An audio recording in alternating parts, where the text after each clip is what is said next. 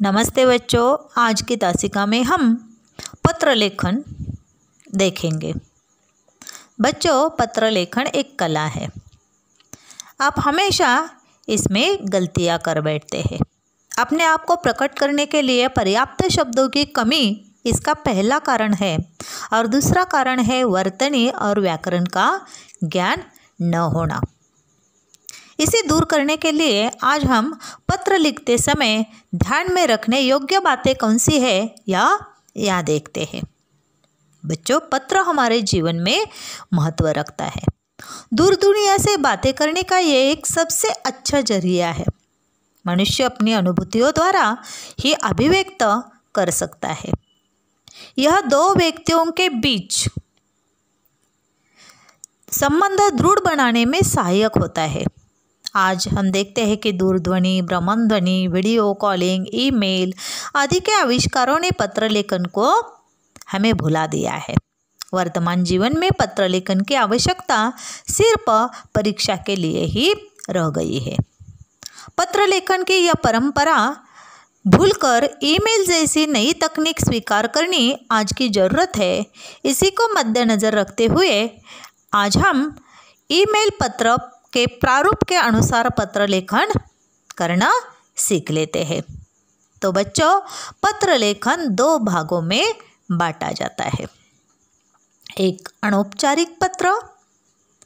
इस पत्रों में अपने भाई बहन, माता पिता, चाचा, मामा, मामी, पड़ोसी जो भी रिश्तेदार हमारे होते हैं, ये सारे रिश्तेदार इस अनौपचारिक पत्रों के द्वारा लिखे जाते हैं।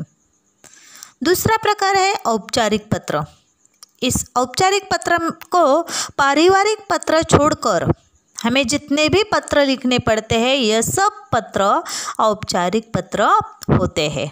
उदाहरणार्थ व्यावसायिक पत्र, कार्यालयीन पत्र, आवेदन पत्र, शिकायती पत्र, इस प्रकार के जो पत्र होते हैं ये औपचारिक पत्र में आते हैं। तो बच्चों, पत्र लेखन करते समय कुछ बातें जरूरी ध्यान में रखने आवश्यक है। तो आज हम अनौपचारिक पत्र का नमूना देखते हैं। अनौपचारिक पत्र कैसे करते हैं, औपचारिक पत्र अगले वीडियो में देख लेंगे। पहले हम अनौपचारिक पत्र कैसे किया जाता है इसका प्रारूप देखते हैं। देखो बच्चों, यहाँ अनौपचारिक पत्र में सबसे पहला मुद्दा है संबोधन तथा अभिवादन। अनौपचारिक पत्र में पत्र के बाईं ओर तिथि लिखनी चाहिए। अनौपचारिक पत्र में पत्र के बाईं ओर तिथि लिखनी चाहिए। उसके नीचे प्राप्तकर्ता का संबोधन लिखकर, नाम लिखकर नीचे एक पंक्ति पर रिश्तों तथा छोटे बड़ों के अनुसार संबोधन और अभिवादन करना चाहिए।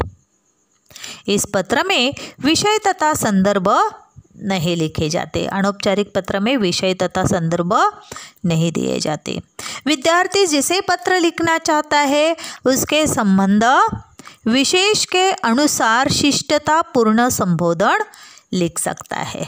जैसे मित्र को प्रिय मित्र, प्रिय उदाहरणार्थ प्रिय रवि, प्रिय वीणा आदि इस प्रकार लिख सकते हैं। यदि आप माता पिता गुरुजनों के लिए पत्र लिख रहे हो तो पूज्य पिताजी, पूज्य माताजी, पूज्य गुरुजी इस प्रकार के संबोधन लिख सकते हो।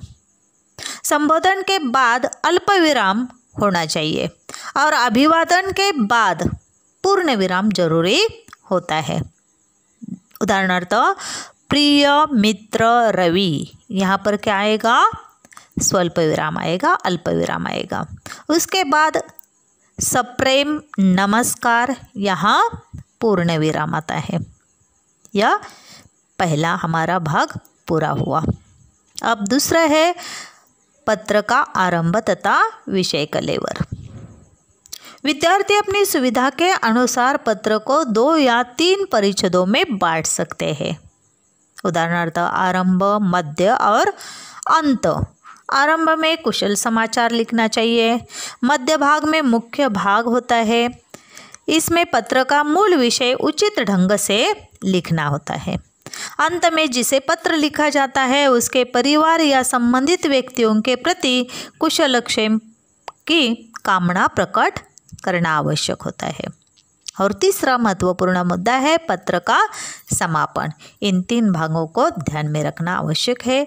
पत्र के समापन में विषय कलेवर के पश्चात पत्र के बाईं ओर पत्र भेजने वाले को पारिवारिक संबंध का स्वनिर्देश करना चाहिए, जैसे आपका, आपकी, तुम्हारा, इस प्रकार के शब्द स्वनिर्देश होते हैं।